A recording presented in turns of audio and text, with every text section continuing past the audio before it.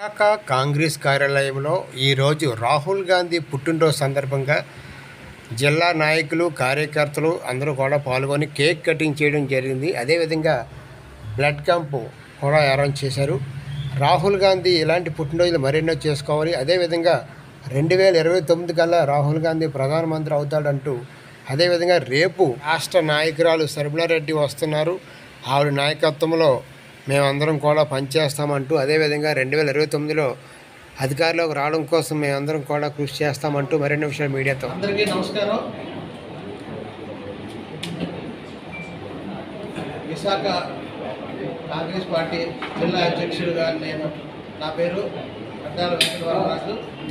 ఈరోజు మన భావి భారతీయ ప్రధాని రాహుల్ గాంధీ గారి 55వ బర్త్డే సందర్భంగా మా జిల్లా కమిటీ విశాఖ కాంగ్రెస్ కార్యాలయంలో ఇవాళ బ్లడ్ డొనేషన్ క్యాంప్, అలాగే ఇవాళ మా రాహుల్ గాంధీ గారు బర్త్డే సందర్భంగా జిల్లా కాంగ్రెస్ పార్టీ కార్యక్రమంలో సర్వీస్ యాక్టివిటీ అయినటువంటి బ్లడ్ డొనేషన్ లయన్స్ క్లబ్ వారి ఆధ్వర్యంలో ఇక్కడ నిర్వహించడం జరిగింది.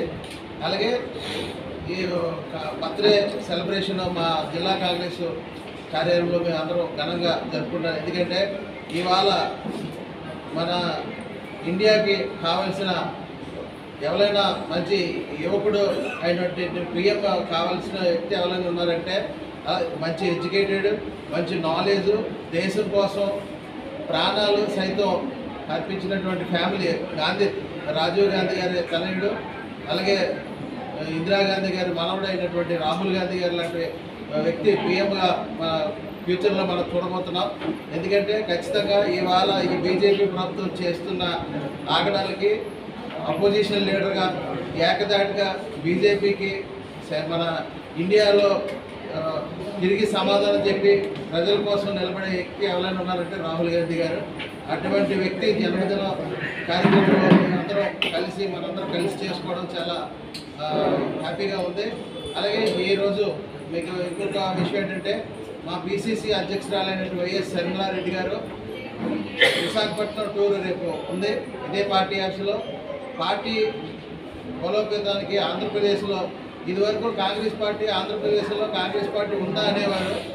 ఇవాళ కాంగ్రెస్ పార్టీ ఆంధ్రప్రదేశ్లో ఈ కూటమి ప్రభుత్వానికి అపోజిషన్ పార్టీ ఏదైనా ఉందంటే మా కాంగ్రెస్ పార్టీ ఒకటే ఉంది. అన్ని పార్టీలు బీజేపీతో అనుకూలం ఉన్న పార్టీలే జగన్ పార్టీ కానీ, వైఎస్ఆర్ కాంగ్రెస్ కానీ, జనసేన కానీ, టీడీపీ కానీ.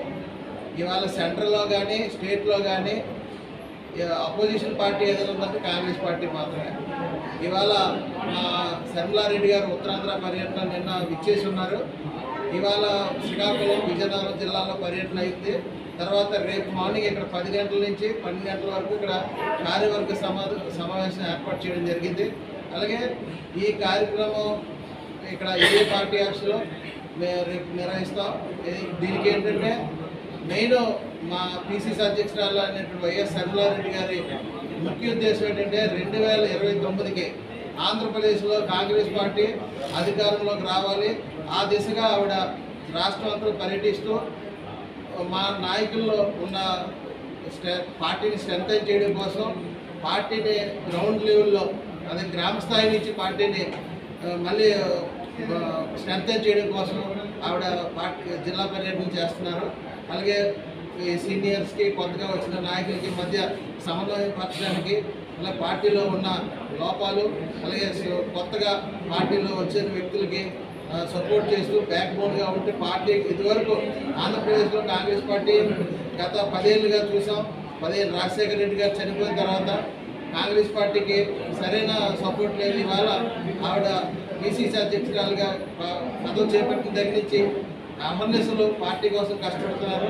అటువంటి వ్యక్తి మనకి ఇవాళ ఆంధ్రప్రదేశ్కి ఒక బీసీసీ అధ్యక్షురాలుగా రావడం అది మా కాంగ్రెస్ పార్టీ నిజంగా అదృష్టం అనుకోవాలి. ఎందుకంటే ప్రతి క్షణం ఆవిడ పార్టీ బలోపేతం చేయడం కోసమే ఆవిడ ప్రయత్నిస్తున్నారు. దాని నిమిత్తం ఈరోజు ఇక్కడ ఉత్తరాంధ్ర టూర్ పెట్టడం జరిగింది.